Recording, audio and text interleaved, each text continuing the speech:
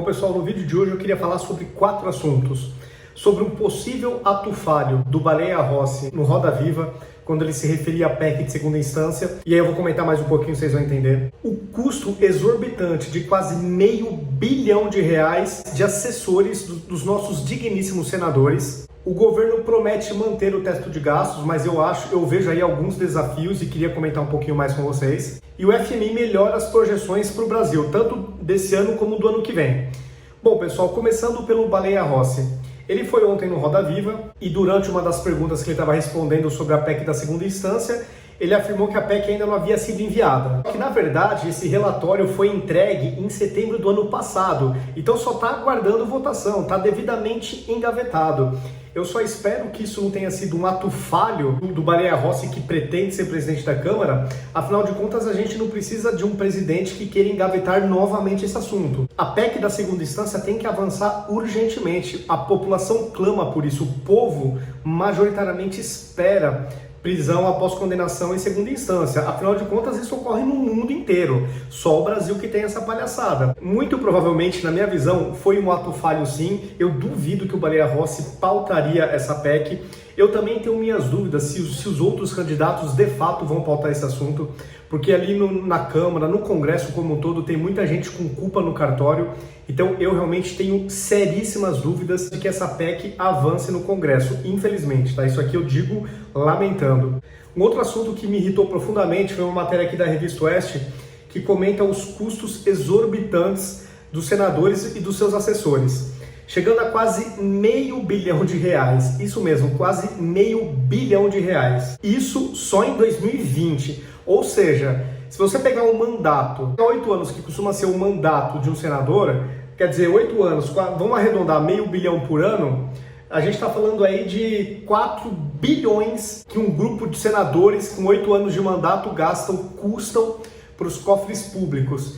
Eu não estou aqui negando que eles têm a necessidade de terem assessores. Só que aqui eu vou ler para vocês alguns trechos. Tem alguns tucanos aqui que exageraram na cota. Isso mesmo, tucano conseguiu assim empregar o máximo possível que podia com assessores. Então, só para vocês terem uma ideia, são cerca de 3.000 profissionais vinculados a gabinete, lideranças e a mesa diretora. Isso só no Senado. A matéria até começa a reportagem mandando bem, infelizmente está certo.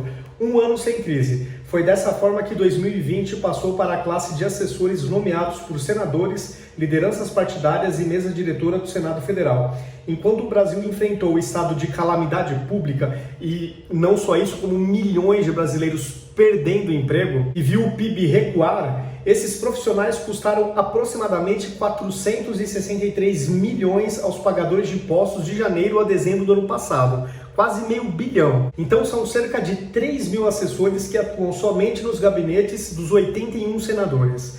Apenas com eles, o custo de 2020 seria pouco inferior a 400 milhões. O valor cresce quando se leva em consideração os cargos indicados pela mesa diretora. Há ainda as indicações feitas pelos blocos, pelas lideranças partidárias e por grupos definidos como maioria, governo, minoria e oposição. Há salários, isso que é de lascar. Há salários mensais de até R$27 mil e a possibilidade de, oficialmente, atuar nas bases estaduais dos senadores. Dos cerca de 3.000 senadores vinculados à estrutura do Senado, 250 são servidores públicos concursados e os outros 95% entram na classificação de funcionários de confiança. É o cabidão de emprego. O cara ganha e põe um monte de amigão lá para ganhar. E nessas que inclusive acontecem as famosas rachadinhas.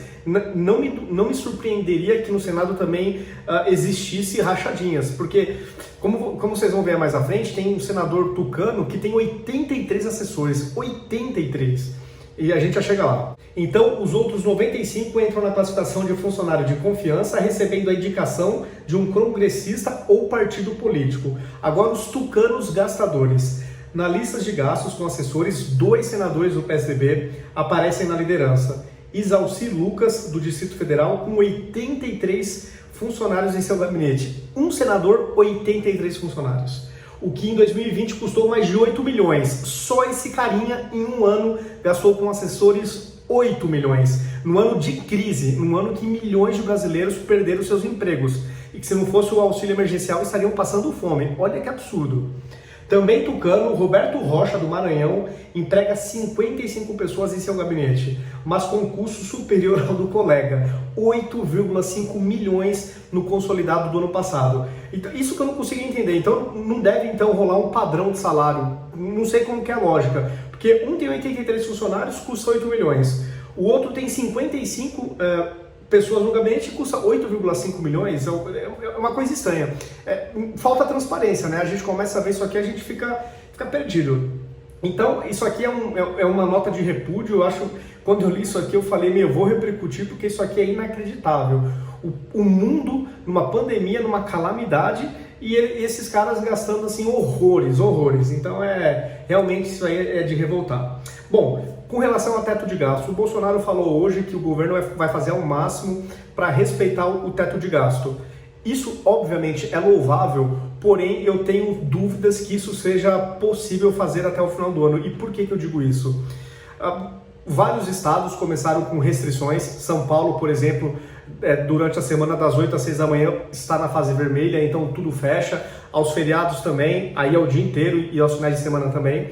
Então é claro que isso quebra ainda mais com o comércio, com diversos negócios, e isso vai aumentar, segue aumentando o desemprego.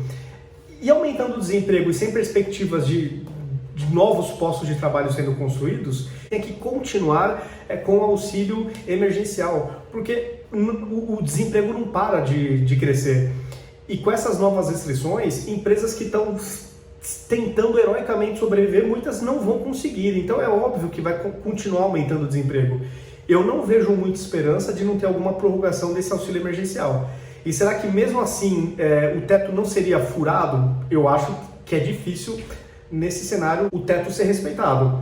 A não ser que o Brasil crie vergonha na cara e comece a conter despesas. Se a gente analisar friamente, o Brasil tem tantas despesas inúteis. Por exemplo, esses senadores que a gente acabou de ver do PSDB, esses tucanos, um tem 83 assessores, o outro tem 55. Precisa, por exemplo. É claro que isso não resolveria o problema, não traria o dinheiro suficiente, mas são sinalizações importantes. Se cada despesa inútil do Estado brasileiro a gente conseguir cortar, se somar esses monte de coisas imorais, é claro que dá um dinheiro bom. Seria uma sinalização. Eu sei que não seria a solução do problema, mas seria uma sinalização. Regalias, o chapéu que juízes e procuradores dão na restrição salarial, eles não podem passar o limite, mas com penduricalhos eles vinham passando. São tantas coisas erradas que eu acho que o Brasil tem dinheiro sim, mas a imoralidade reina tanto nesse país que o dinheiro drena, falta recurso para o que realmente importa. E por fim, o FMI está melhorando as projeções para o Brasil, não só para esse ano, como também para o ano que vem. Então ele melhorou o cenário para o crescimento econômico do Brasil, tanto para este ano como para o próximo, calculando ao mesmo tempo uma contração menor em 2020. Vamos ver se com essas restrições, que começou em São Paulo, acredito que outros estados também têm restrições similares, vamos ver se isso não vai de novo minar o crescimento econômico, né? É aguardar para ver. Para este ano, o FMI agora espera que a maior economia da América Latina registre crescimento de 3,6, 0,8 ponto percentual a mais do que no relatório anterior.